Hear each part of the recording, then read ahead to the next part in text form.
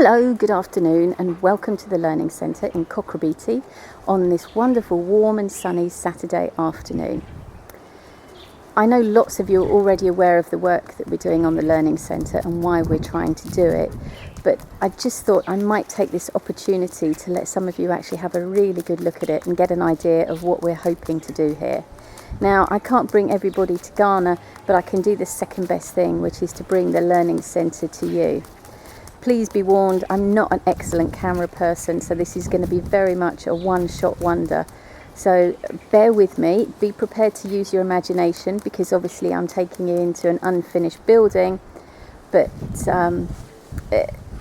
hopefully you'll be able to see what it is that we're trying to do here and what a worthwhile project it really is. So the dogs and I, because my dogs go pretty much everywhere with me, are going to take you around. So first of all, we need to look up outside at our fantastic roof, which is truly a work of beauty. The guys came and fitted it, and they worked all day Christmas Eve, Christmas Day and Boxing Day to do this. It is watertight, we know, it's been tested, so we're delighted with that. And then we'll have a look. We've got our lovely safety conscious curved steps at the front, with the wheelchair ramp to the right, which will also make access for our students who have leg calipers and braces much easier.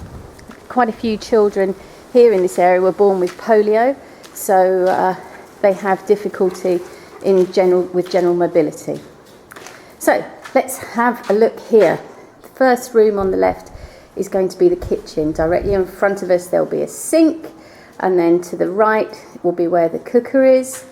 And then this wall here on the left will be where we have cupboards with a work surface on the top. And then the corner just behind the door, which is a bit dark at the moment, will be where the fridge and freezer goes. On Saturdays we can do breakfast for up to 120 children.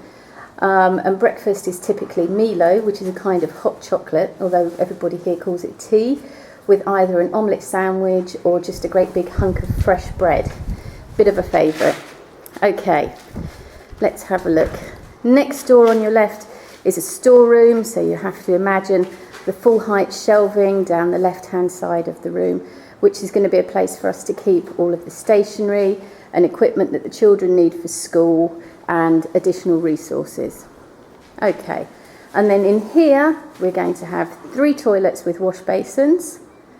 Again, as I say, use your imagination. But this wonderful, wonderful room here is where all of the really exciting stuff is going to happen. So please try and visualise half-height bookshelves that go up to the base of the window frames, all the way down this long wall here and all the way down this wall here. By the way, you can see by all the wood piled up that we actually don't get rid of anything unless we have to. We recycle as much as we possibly can here. So on the bookshelves, obviously we'll have a lot of the books that we've got for the children, plus the games, the puzzles, and all of the other fantastic learning resources that we've been able to accumulate so far. And then down here on this wall at the bottom will be where we have a workbench with 3 computers with monitors. And then over in the far right-hand corner, a television up on the wall with a DVD player. Now, then we've got some quite big areas of wall to cover, which we want to use for display boards. On this section here, in my dreams, I'll have an interactive whiteboard, which the children will absolutely love and gives them so many incredible learning opportunities. I know that we don't always get what we wish for, but if I can get a huge regular whiteboard, I'll be equally happy with that, because it'll be such a step up from anything that the children currently have access to. So imagine the computers down here, more bookshelves as I say here, and then in all the other areas, lots of display boards where the children can put up their work, because for most of them they don't actually have the opportunity to do that now, so nobody gets to see the work that they're actually doing.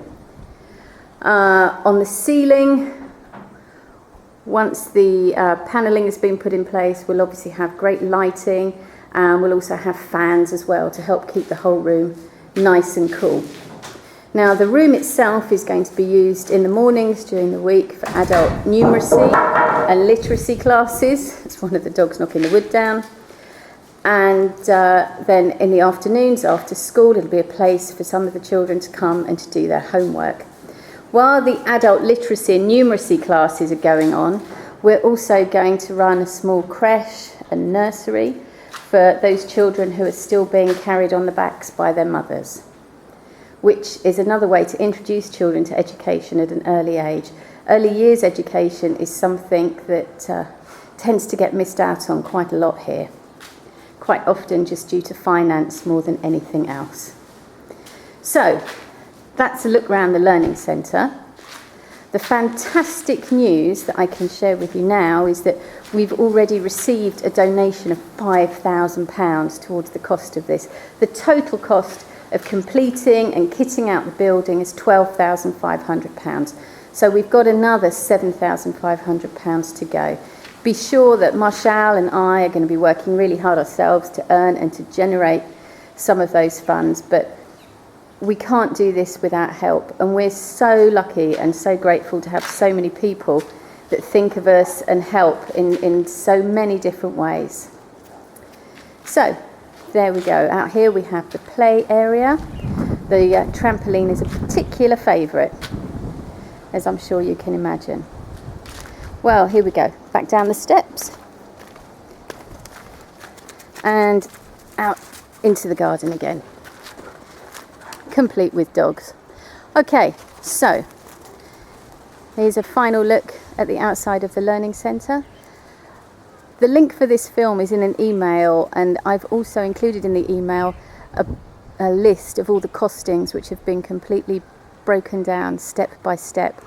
If there's anything that you think you might like to help with, either you personally or your company, then please do get in touch. We'd love to hear from you. Okay, enjoy the rest of your weekend. Thanks. Bye.